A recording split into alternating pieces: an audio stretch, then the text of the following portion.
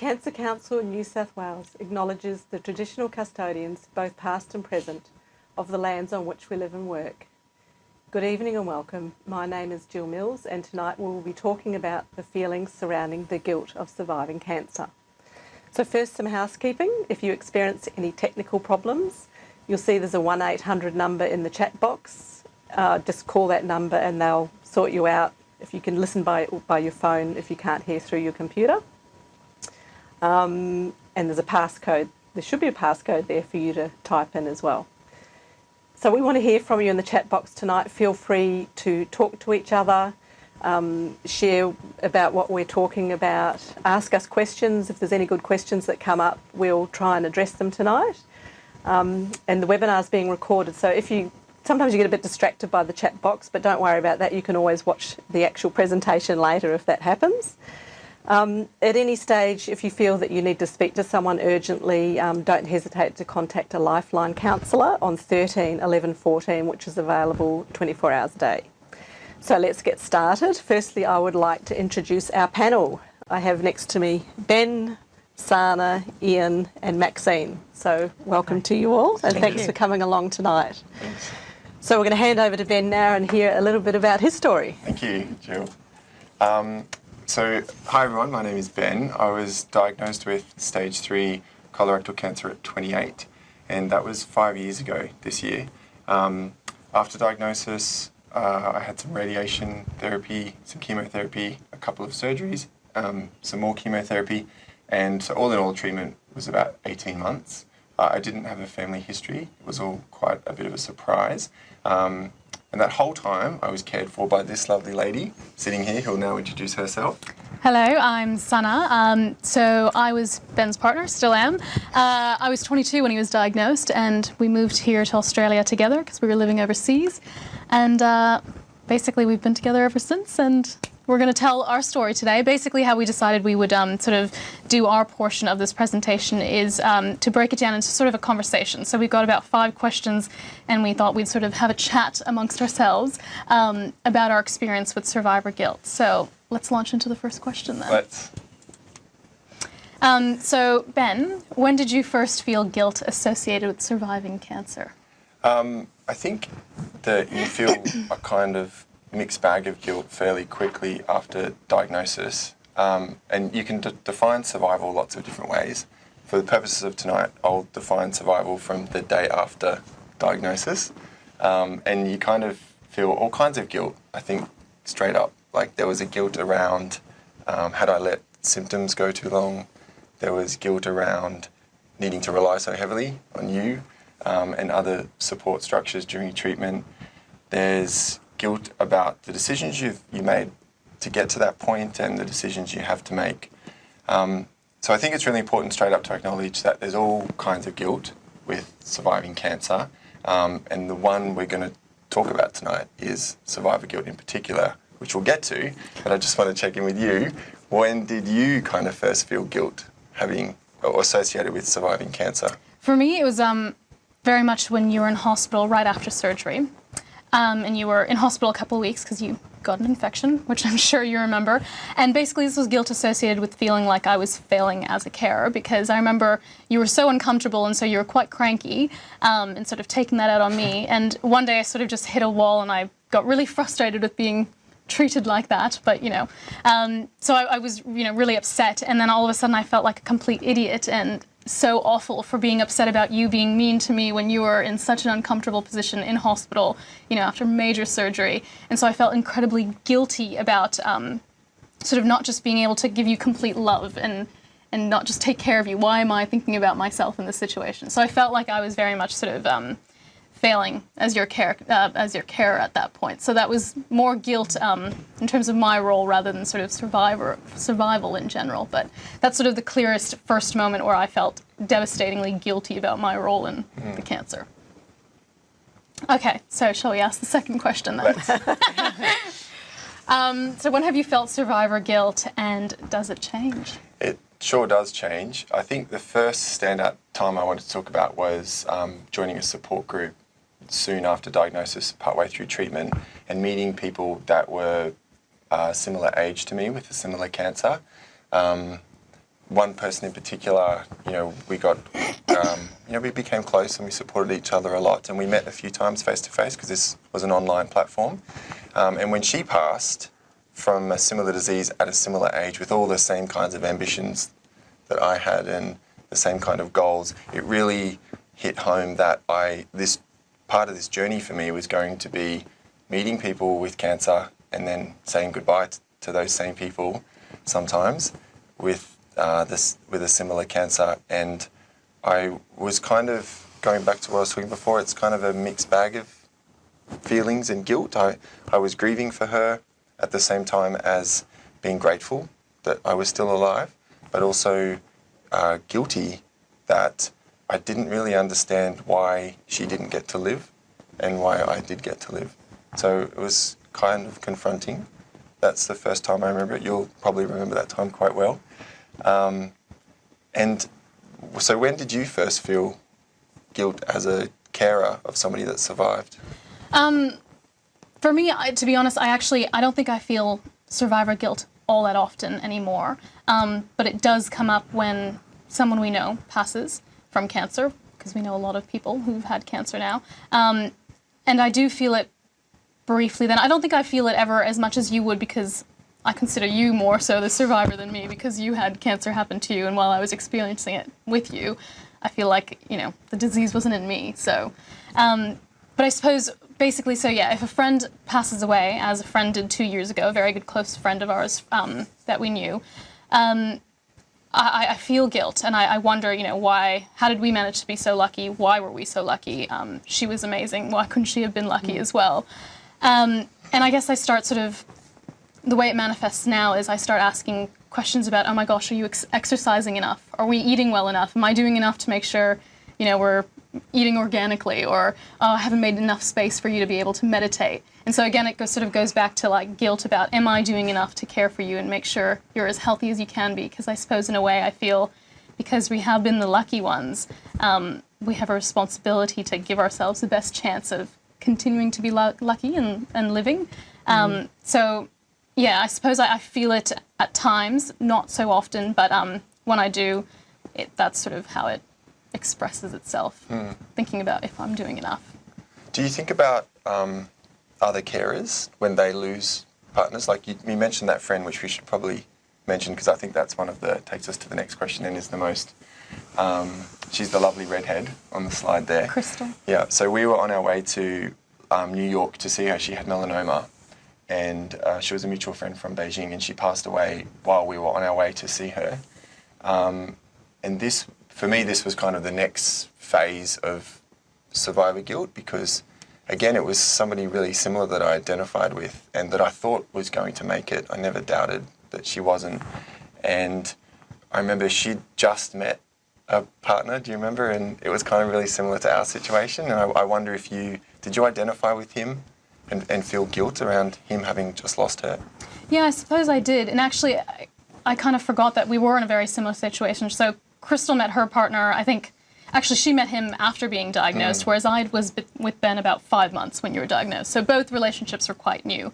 And when Crystal passed, yeah, I felt profound sadness for him, because I always, whenever sort of people we know pass, I think about their partners and I think, oh my God, I can't imagine having to go back home to an empty house and having to move on with my life, without my partner there. And so I identify with that, and I guess I feel sadness more than, well, I suppose there is a bit of guilt there as well. Because again, I hope I'm never in that situation, but oh my gosh, that could be me.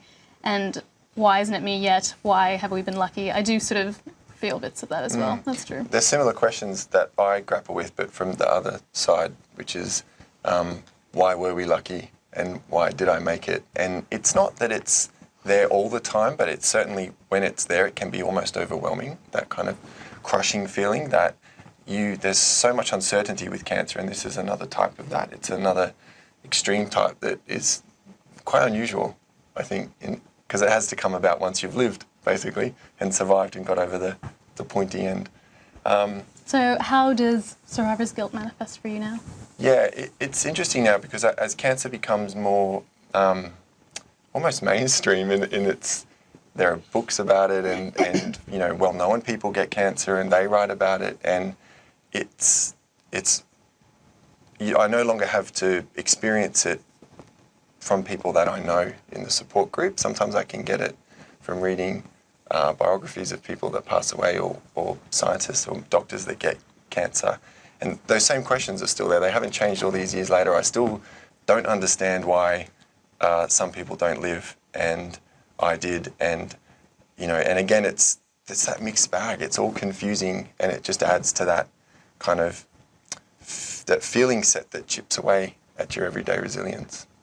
For me, I think it is very much when I get fearful about what our future might hold, and I think, oh my gosh, are we doing enough? You know, are we exercising enough? As I've said, I think that's primarily how it manifests now for me, when I have these panicky sort of moments and I think we're not doing enough to give ourselves a chance at continuing to survive, and we're letting down people like Crystal, who, you know, should be here, very much should be here, but yet we're here, and we're not doing enough to honor her memory and, you know, the fact that we were so lucky. I think that's very much how it sort of manifests for me now. That's a really good point, actually, because the guilt often for me manifests as a sense of responsibility or a sense of duty to ensure that I live up to what those other people couldn't.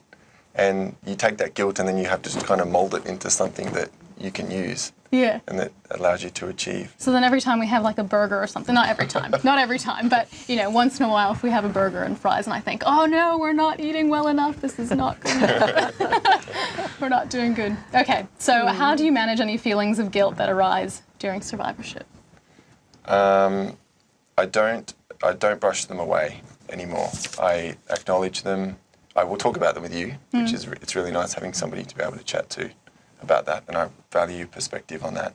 I write about it, so if I feel that it's a little bit overwhelming or I'm in a peak kind of period of uncertainty, I'll reflect on that, and I'll even share it with you and get your feedback on it. I think the take home for me is it's important to talk about it. If it's with a professional or it's with a partner or a loved one, then acknowledging that it's okay to have that guilt and that it will be confusing and confronting, but it's a part of what you're experiencing and that should be shared. What about for you? I think for me, the primary way I sort of deal with it now is talking to you, really. But that sort of also has its own bag of guilt with it, because then I feel like I'm dumping on you and perhaps confiding in you things that I should probably not tell you when I'm feeling my most fearful. So then I feel guilty about, you know, dumping on you. So I think I should maybe talk to friends more. But you're, you know, the closest person to me, so I do naturally sort of talk to you about it. But there is an element of guilt with that. I think also the other thing I do now is sort of, like you mentioned, I sort of seek out blogs and articles from survivors or partners of people who might have passed, because I very much want to hear from other people in a similar situation, and particularly for things written by people who've had partners that have passed. For example, what springs to mind is Lucy Kalanithi, I can't say the name properly, who is the wife of Paul Kalanithi, a doctor in the US, who wrote a book, and he wrote about his time sort of dealing with cancer, and then he sort of died before the book was published. When breath becomes air. That's right. Yep. Many people might be familiar with it. His wife still sort of writes every now and then about her experience after having lost him. And so reading her work for me is very cathartic. It makes me feel like, you know, there's someone out there that also understands how horrible this is. And I suppose in my darkest moments, I think, oh my God, is this my future? I don't know how much that helps me sort of manage guilt, but that's sort of what I do now. But yeah, that's how it is for me now. Okay, well, the audience may hear more from us in the rest of the talk. I'll pass over to Ian. Thank you. Thank you, Ian. So I want to talk a little bit about what this is, this survivor guilt.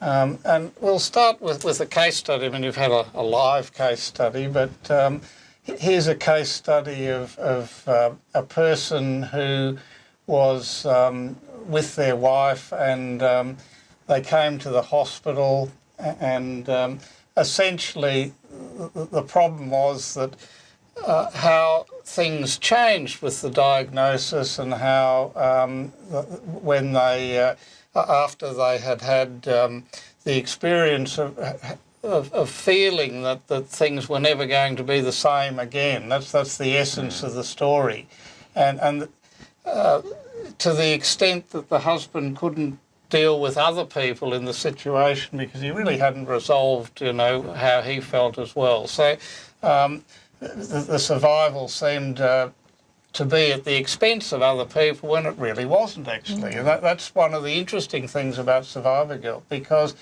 there are a lot of reasons for guilt that are not under this category of survivor guilt, so that some people analyse when they get cancer, what have they done to do it? And, and the biggest thing is poor lifestyle choices, for example, obviously smoking and lung cancer. But the reality is that two things happen. One is that you've got to understand that cancer is due to a whole lot of changes. It's not just one change, and so it's very difficult to blame it on any one thing.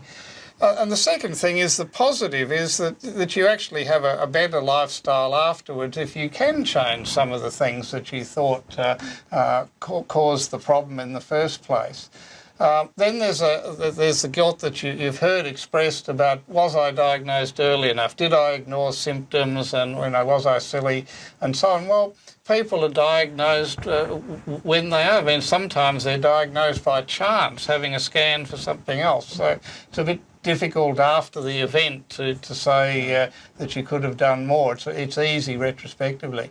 Being a burden to others is a problem, particularly if you've been the one that's always seen themselves as the person caring for everyone else. It can be very hard to change gear. And then there's the topic that we're talking about tonight, which was survivor guilt.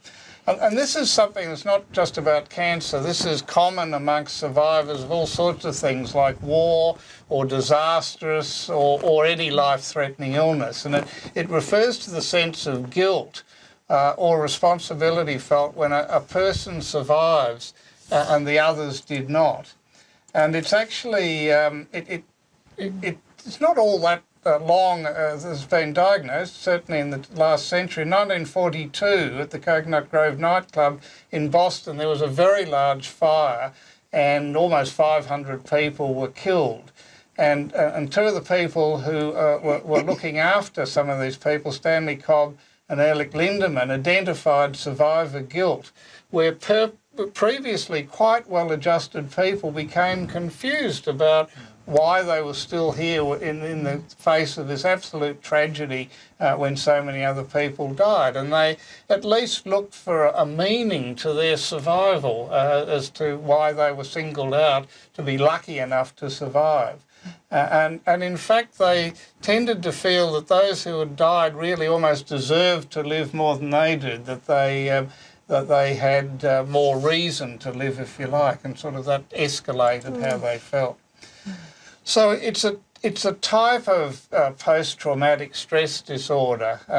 It's just one manifestation of that, and it differs from other guilt by focusing actually on the survivor living rather than other guilt of not having helped people or not having helped the deceased, because actually often there's nothing you could have done for the other person, so you've had no contact with them. And you might suggest that this sort of survivor guilt that happens, say, after you've had a transplant, where if you've had a heart transplant, someone clearly has had to die in order to give you that, you might think, well, that's reasonable that you might feel guilty about that. But in this case, of course, there is no link to the other person. So it's a feeling of responsibility despite not being responsible at all for the fate of the other person. And it's a search for meaning, not so much why me, but why not me? Why aren't I like the other person? And often it manifests itself again in good ways, but a need for sort of restitution. A lot of people get attracted to cancer support and volunteer roles to do something for others later on, and that can be very powerful and very meaningful for them. You'll hear a little bit more about counselling for survival group, but in fact support groups can be very helpful, because often when people initially feel like this, they don't realise that they're not alone, that this is something that other people feel. And I think it's important sometimes that people know that this is not something that only they are experiencing. The fact sometimes that it's got a name, I mean, we don't want to medicalise everything, but the fact that it's got a name can be helpful because people realise that it's understood by those that are caring for them.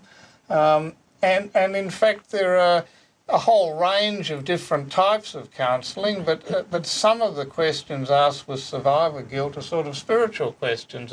They're questions about the meaning of life. Why am I here? And so spiritual counselling may be part of what's necessary to explore your spiritual journey, to find a meaning and purpose to life, and that ultimately leads to a peace about the life that you have.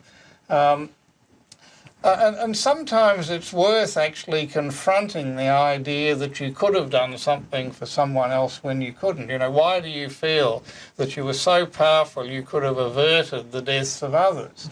You know, who are you, God, sort of thing. And confronting people with that can sometimes show them that this is not a rational thing. It's something that it's built up as a reaction to an awful event. And that can be helpful sometimes. And of course, they've got to work through what is essentially grief. And one of the problems with having grief about others not surviving is there's this feeling that one day it will happen to them. And so it's important to work through this and put that into perspective. So there has been some research, not as much as you'd imagine actually. There was a Livestrong survey of 429 lymphoma survivors, and basically over 3/4 of them had these existential concerns. Why am I here? What's the meaning of this life? And when in this survey, they found it was more common in women, more common in younger women, and more common in people that didn't have partners. And it may be that the debriefing with a partner is very helpful in this situation, as we've just heard, actually. There was another paper that was just presented at a recent conference in Adelaide where there was looking specifically at survivor guilt in survivors of lung cancer. And a questionnaire was circulated to these people. There was 108 responses, and 55% of the respondents identified as having experienced survivor guilt. And yet on a scale that was designed to score that, quite a few more, probably up to 64%, actually scored as though they were having some manifestations of it. So when people ask how common it is, at least in lung cancer, there's no reason to think that that's any more special than other cancers in this regard. It's well over half the people may be expected to have these feelings. So we actually need some research into who is vulnerable so we can actually pick up perhaps earlier who's likely to be more at risk and put the support into place. We need to discern who needs help and in fact the timing of that help. I mean, I think it's very interesting that some types of guilt can start from day one and they may change in what type of guilt they are, but it may be that we should be a lot earlier rather than later at recognising how this compromises the quality of life. And of course we need more research into the best management strategies. But here it's not all about things like medications and so on, which are often used in situations of anxiety and so on, but there are things like exercise that have been shown to be helpful in improving the way you feel and are challenged by these things. So we need a lot more work in that area as well. So I'll hand over to Maxine. Oh, thank you. Thank you, Ian. That was very informative. Getting a few good comments in there saying interesting stuff. Yes. Thanks, Maxine. Thank you. So we'll now look at it from a more psychological angle. So after treatment, Often people are going, well, Ben, you've said that, all the side effects are gone or they're greatly reduced, and everybody expects you to be back to normal. And I think people want you to be back to normal. And obviously you've gone through a huge challenge, you've come out the other side. But then because you find out that others who are having treatment at that time aren't doing so well, you go, but, why? Why has that happened to them? And as you said, why her or him and why not me? So it's very, very common, but it's not often talked about in a broader forum. Sometimes the question of why her or him and not me won't go away. So you might be finding yourself thinking about it many times a day. It might pop in at all sorts of times. And Ian, you mentioned PTSD, post-traumatic stress disorder, and so it will get triggered, which is a characteristic of PTSD, at some of the most potentially bizarre times to somebody looking in from the outside. And if you've got that question in your head, why am I still here, and why did this happen, and why didn't this happen? Friends and family get a bit sick of it because they want to hear you talk about the future, and they want to hear you talk about the positive things and where you're going from here. And often comments that I've put up there on the slide are comments that my clients have mentioned to me. People say things like, no one knows why these things happen, which, yeah, that's true. Not much comfort. Or it was her time to go, which, again, not much comfort. Or she was unlucky, like it's a game of chance. And quite clearly you're not the same as her, which, yes, we know that. And of course, you've got to move on now. And that's really hard, because if you still want to explore these feelings, other people don't want to hear them anymore. Mm-hmm. I relate to that. So some people say it's what they would call a bittersweet time. They're happy and relieved for themselves, but they're sad for the person who died and their family. And that feeling is real, but it's unrealistic as well. Because, as I think you said, Ian, do you really feel that you should have been able to help the other person to survive? Of course not. Of course not. Sometimes people say, maybe I didn't suffer enough. I didn't have such bad side effects of my treatment. Maybe that's why this has happened. So looking for reasons, really, for things that are unreasonable to reason. If that makes sense. Some people feel guilt that they only had surgery and didn't need chemotherapy or radiotherapy. So that's another form of this. So what I would say to people, and certainly to my clients, is explore the guilt. Are you feeling guilty because you've not done some of the things you promised yourself you would do after treatment? Are you perhaps letting yourself down in some way? And that might be a reason why this keeps coming up. I want to just talk about a particular client. We'll call them Jess. So Jess had surgery and chemotherapy of stage 3 bowel cancer. Can I just say this is not Ben? This is not Ben's story. But after 6 hard months, chemotherapy was stopped because Jess was actually very unwell. And 2 months later, scans showed that the cancer had regressed completely. So at that point, Jess was cancer-free, and that was most unexpected. And that was why Jess actually came to see me, because Jess was saying things like, it shouldn't have happened like this. I was hoping the treatment would work, of course. I go through it if you don't hope it's going to work. But stage 3 isn't great, and I'd imagined I'd have some cancer left, and when they stopped the chemo, I was sure of it. So the expectation of Jess was that clearly there'd be cancer left, and couldn't cope, in fact, with the fact that the scan results were as positive as they were. So we talked for quite a long time about the fact that Jess felt the scans must have got mixed up. They've read the wrong scans, they can't be mine, this was not supposed to happen to me. But when Jess had the next checkup and all was still fine, you'd have thought that would have settled things. In fact, it made it harder for Jess, absolutely much harder. And she said that she'd... Oh, lost her slide there, just go back onto that one. So she'd heard that one of her chemo buddies had died, and another one had just found out that cancer had recurred. So Jess was really struggling because, and yet she was actually doing well. So I'm going the wrong way now. Just go on there. Excuse me, technically. There we go. So Jess felt so bad. Both of them had earlier stage cancers, so they should have been the ones that were okay. Jess thought it was she that should have got the cancer back and couldn't focus on anything except cancer for days and days and days, constantly asking, why me? Why was I okay? Why weren't they okay? It's not fair, it's not right. And of course, couldn't stop thinking about the families because, as you said, you get used to seeing people's nearest and dearest when you're in hospital.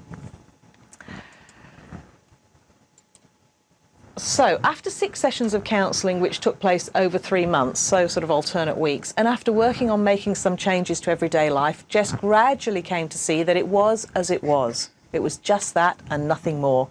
And there was no other deeper meaning or reason behind it.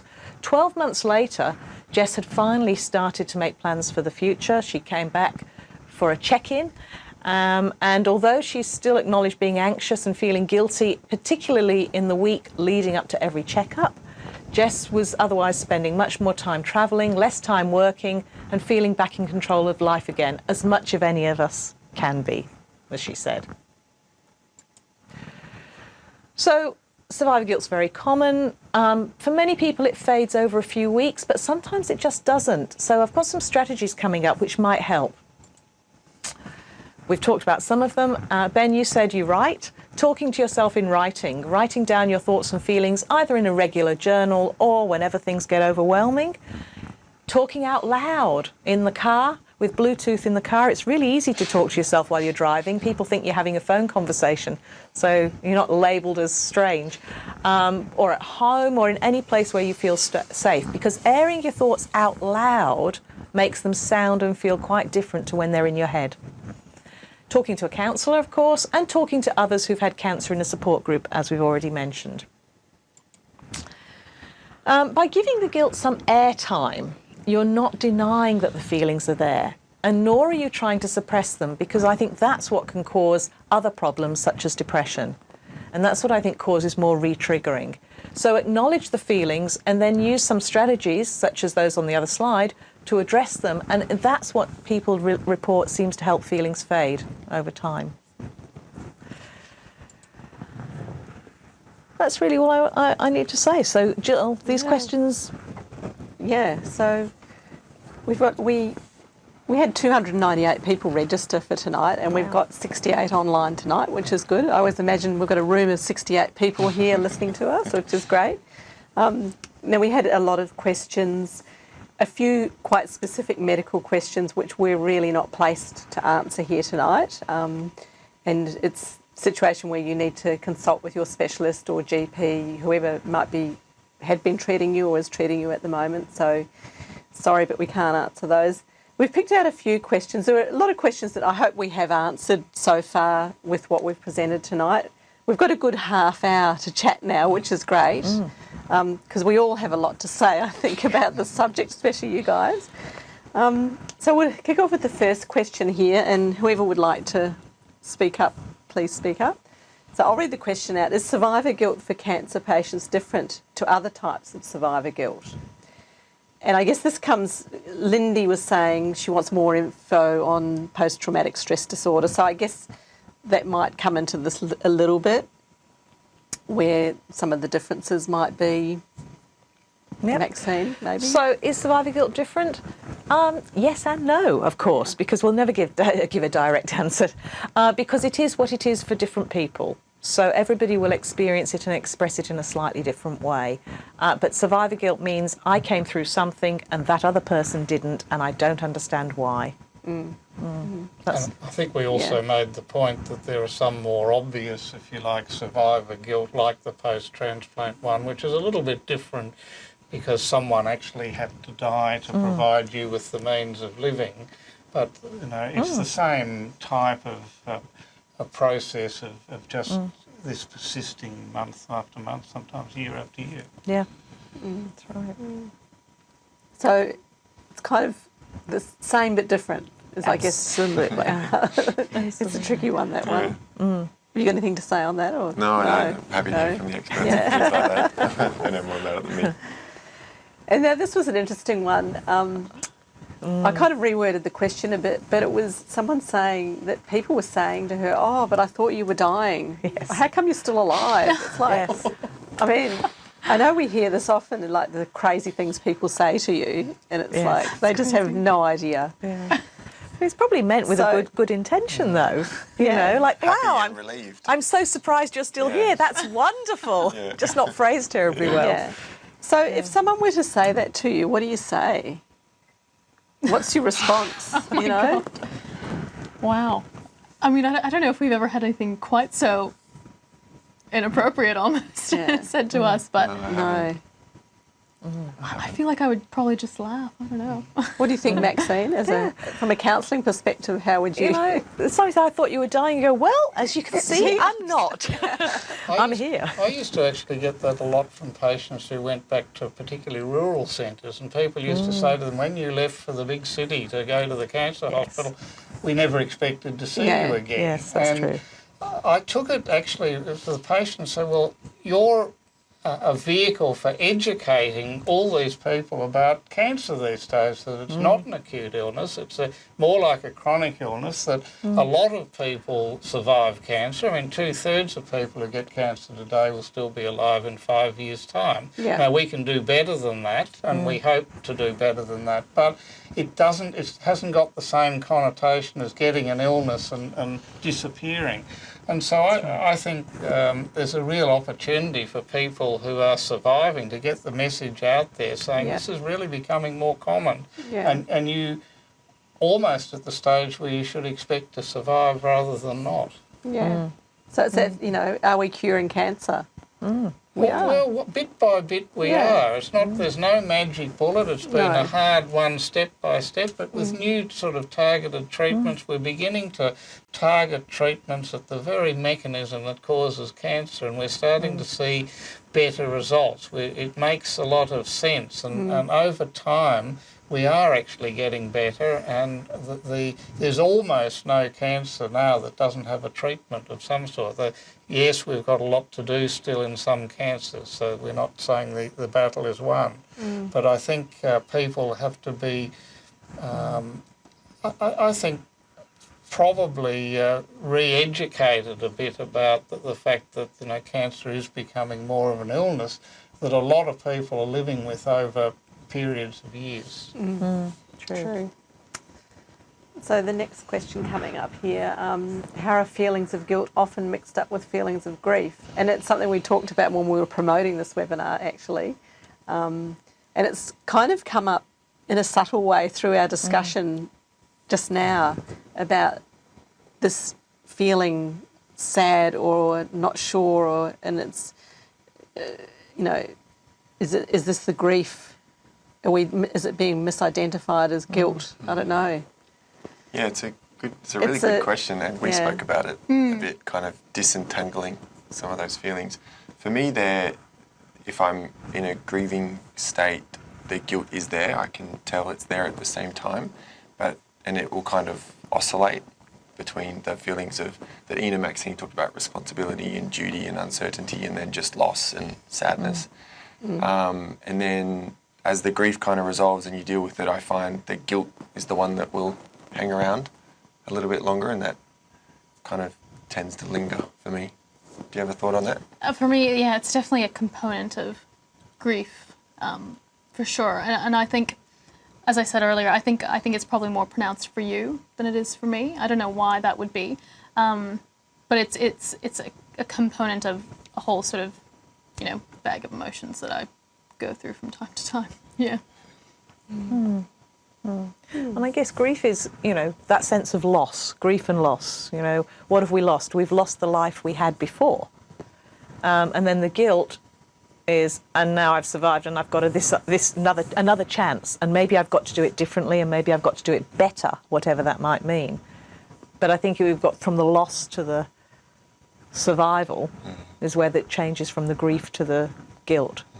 Perhaps. And I think the other thing that it unearths is that people sometimes quite unreasonably blame themselves for getting cancer. And that's why they get guilty about their lifestyles and so on. And it takes several, usually 5 or 6 hits on your genes to trigger off cancer, not just 1 or 2. Some of them you may have been born with, a couple of abnormal genes, and some of them are in the environment, the things you eat, the sunshine, the smoking and the rest of it. But to focus on one thing, the difference between you getting cancer and the next door neighbour not, maybe just one little chance thing that happened in your body. So I think we've also got to get people away from the idea that they necessarily caused their cancer and have to be guilty about all the things they did leading up to their cancer that they need to change. And I don't know whether you feel that perhaps grief has a sort of or I suppose a normal grief has a sort of a timeline. This sort of guilt tends to stretch it out a bit, perhaps. True. That's how it mixes up. Yeah, and I'm just thinking about carers, since we were talking about you before, Simon. But that carers will have a lot of grief because they're at the time of diagnosis, during the treatment, and then also perhaps the losses that a carer has to face for not being able to do things while they're trying to support the person who's having treatment. And then you were mentioning about the survivor guilt being similar and different to how Ben was feeling it. So I guess it links there too to what carers would go through, that the feelings are all mixed up together. I don't know, would that... Yeah, no, absolutely. And I you know, as I said earlier, I think for me, my experience with guilt is very much, you know, feeling like I haven't done enough for Ben, or I've failed him in some way, which, you know, he does lots to tell me that's absolutely not the case. He's very good like that. But it does creep up, particularly in moments of grief or fear. You know, for example, someone I knew through work passed away recently, and that sort of triggered all those sort of crazy emotions again, and I got really scared. Oh my gosh, is this our future? Have I done enough? And I go straight to not doing enough, basically. And then that leads to me dumping on him and saying, you need to exercise more. And then I feel guilty about pressuring him. So we've actually talked about guilt and so on. What about, what sort of role did you find that fear, like fear of recurrence or fear of it coming back, mixes in with that? What's been your experience of that, or have you felt that that's decreased over time? Yeah, I wrote about this recently actually. Fear of recurrence is almost going up for me. Me too. The further I get from the fallout of treatment, the more I have to lose again. And when you're in the treatment cycle and you're under good medical supervision, I felt safe, and that it would be a small shift back to cancer.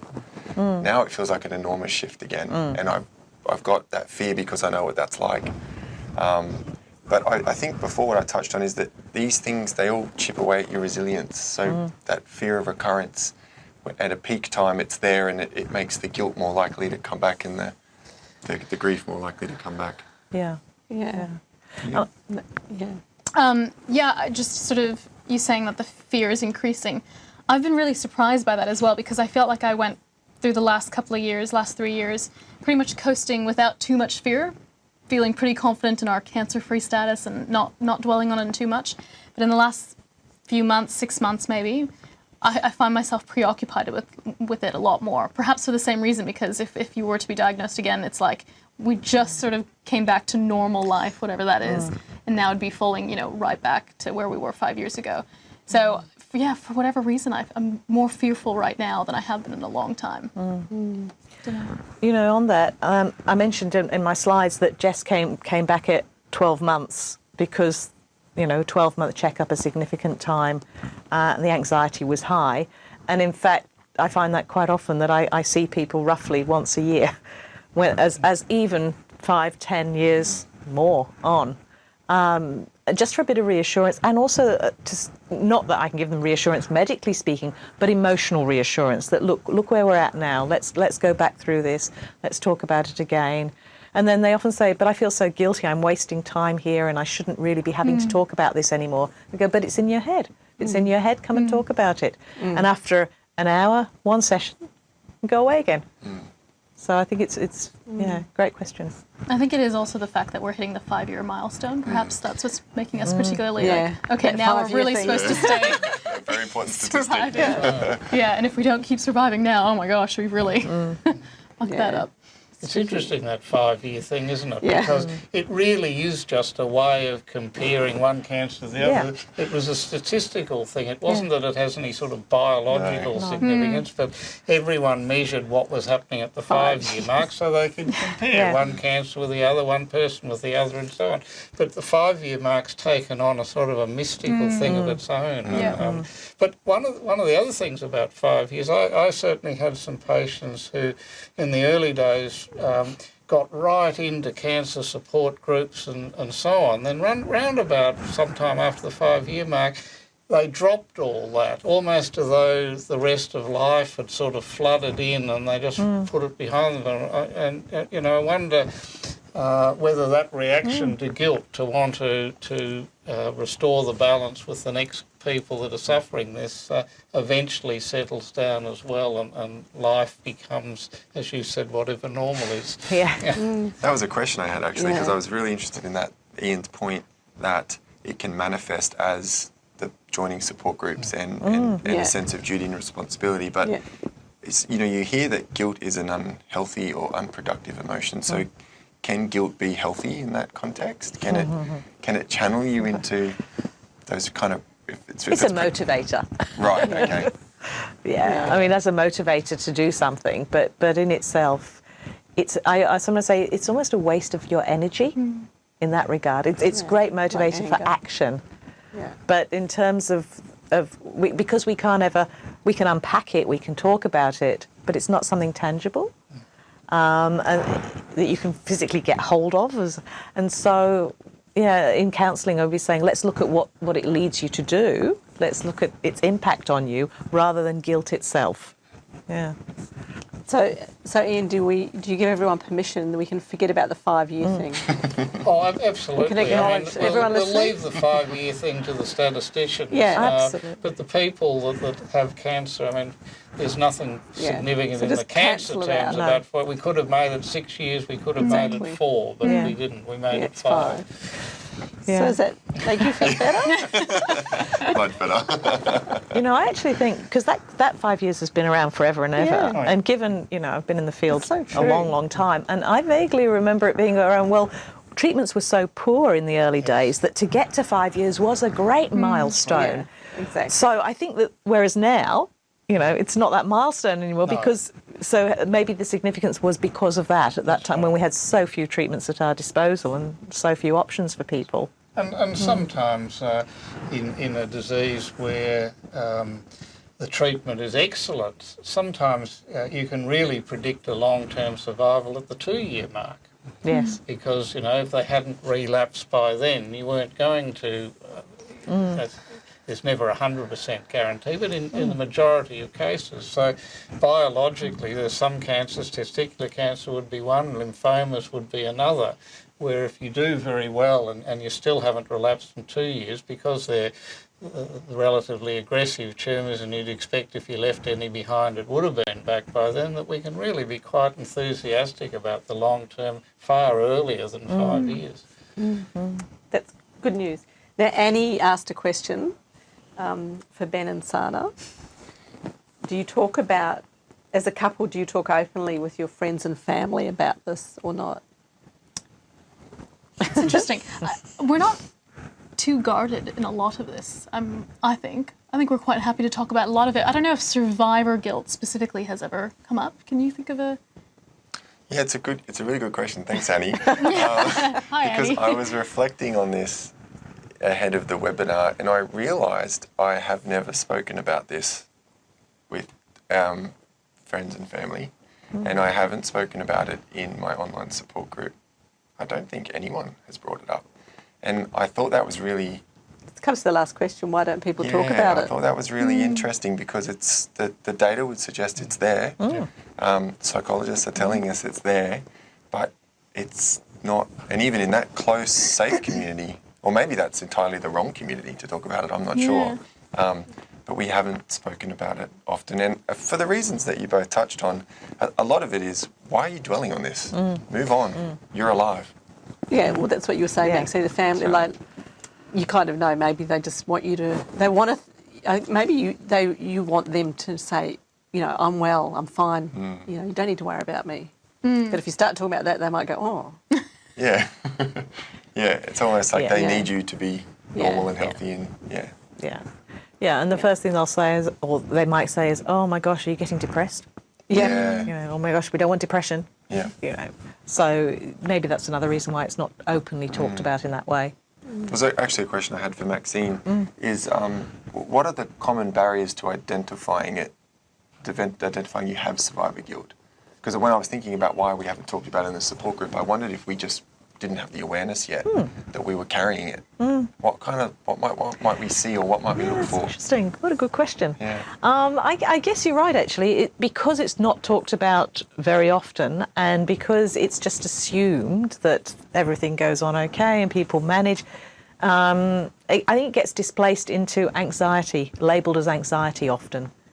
I would probably see it more people coming to talk to me because they're feeling anxious about, and as I say, it's often linked to an anniversary of some sort, like a checkup or a scan of some sort, you know, and I think it manifests as anxiety, and it's only when we explore it that we turn it around and we feel that actually there's this component called survivor guilt in there. So I think that's possibly why. Yeah, I think that's, from my experience, that's probably exactly it. It's come up as anxiety, and it's only until we spoke about this for the webinar that I sort of started to unpack it, really. I wonder whether there's a fear of actually being thought of as not being grateful for having survived cancer. I mean, you know, you've got this sort of, you've survived, you should have bought a lottery ticket, and you don't feel right, but everyone else thinks you should be. So maybe that stops you talking about it. I don't know. And Ian, is it something that I should feel comfortable talking to my doctor about? Oh, I mean, your doctor should give you the space to talk about those things if that's important to you to do. But I think, as we've seen by the research, when very little research has been done on something, it usually means that people haven't really had it front and centre for very long. So I'm sure it will, with the sort of figures that we've seen in the early research, you know, 2/3 of people up to having this, then it may well be incorporated more into something that the doctor will want to talk to people about, because it's compromising quality of life after your cancer's been dealt with. Look, and I think also being realistic that some of the health professionals that I've had contact with, or my clients have had contact with, if you were to bring up something like survivor guilt there, they'd be going, why do you need to talk about this? You know, they wouldn't actually hear it as a valid, they themselves aren't aware that it's a valid component of treatment and recovery and living life beyond. I see. You know? So I do think there's some education to be done as well. But there's also the normal reaction that people don't like talking about these sort of things because it faces them with their own mortality. Yeah. And you can avoid thinking about that for long periods unless someone confronts you with this sort of topic. So Kelly was asking, Ben, do you want to be an oncologist? I'm not quite sure how she knew about that. How does she know I'm at medical school? I don't know. Yeah, So you might have to quickly tell a little bit of that story, maybe? Yeah, so after treatment, I kind of went back to work doing what I was before, but it wasn't reaching the same kind of the level of satisfaction. And Maxine and I have spoken about this before. So I took a break and worked out what I want to do and did some soul searching, probably motivated part by guilt, part by grief, part by gratitude, and decided I wanted to go into medicine. So I'm a second-year medical student, and yes, is it Kelly? Kelly. Kelly, medical oncology is number one on my list of specialties. Yeah. And we're not going to equate that to survivor guilt in any way, shape or form. That's my question, is can guilt be a healthy motivator? Totally. And Lindy asked earlier, do we need to be selfish? Not quite sure where that's coming from, but I guess if I'm feeling guilty, maybe if I'm feeling this guilt, I shouldn't think, I shouldn't, burden others with this maybe. I don't know. Or maybe be selfish in terms of just stop feeling guilty, be grateful that you're here, enjoy the fact that you are here. I don't know. Maybe that's what Yeah. she means. I wonder actually whether being faced with your own mortality gives you the permission that others haven't got to be selfish. To dump some of the things that really don't give you a lot of pleasure, but you do because you think you ought to out of a sense of duty. And I've met a lot of patients who actually tell me that their quality of life, they say, strange as it might seem, it's the best thing that happened to me because my quality of life now is better than it was before, and it changes their view on things. If you resonate with that, reassessment. Yeah. I guess I'd reframe the word selfish into self-focused. Yes. Yeah. Being self-focused is really important, I think. Yeah. Yeah. Just seeing if any more questions are popping up. And just a note I made is, like, I think, you know, if people are feeling these feelings, and someone did mention they regularly go and see their psychologist just to have someone to talk them through. And I guess that's the number one place to direct people is to go and see a counsellor or, you know, regularly check in. Yeah. Well, if you're doing that, then you're not burdening the family. They don't even need to know about it if you don't want them to, and you can just say what you need to say and be heard. You know, be given that space to be heard. So I'd see that as a self-focused, positive, self-focused act. Yeah. And important to take, if I was thinking before around our triggers, because you were like, they can be bizarre and unusual, that I see selfish as being self-focused around those times. So if you know you're coming up to a vulnerable period and you know that guilt might return mixed in with everything else, then take time out and, you know, go to your safe place and do your happy things, which I don't see as selfish one bit. Do you see that as selfish? No. It's probably the smart thing to do. Yeah. What would you now, having gone through this, talk to your doctors about what they perhaps could have done earlier or something? Have you got an idea of, you know, how it could play out differently?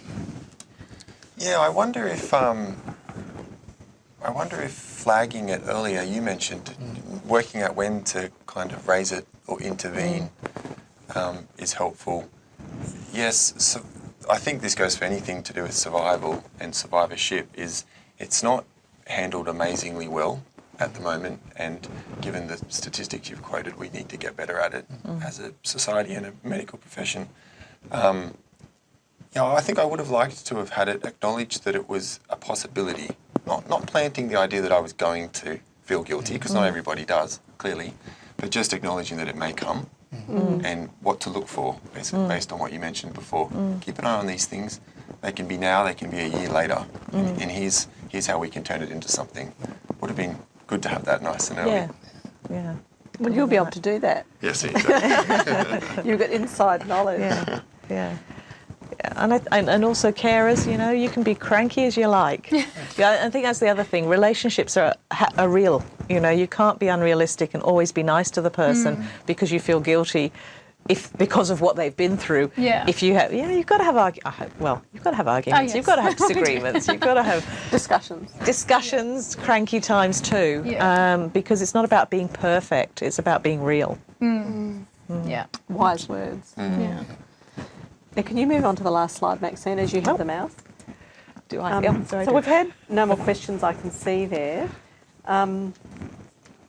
We've got a list of resources which we'll email out to you all with the recording and the PowerPoint and another exit survey. If you don't do the exit survey that is about to pop up when we finish, which I'm reminding you to do, it's helpful to us. It's only take a couple of minutes. We don't ask that many questions, just so we can further develop these webinars to be delivering to you what you want and what you need. So it's all about for you guys. So, yeah. So, again, Cancer Council 13 11 20, cancer information and support.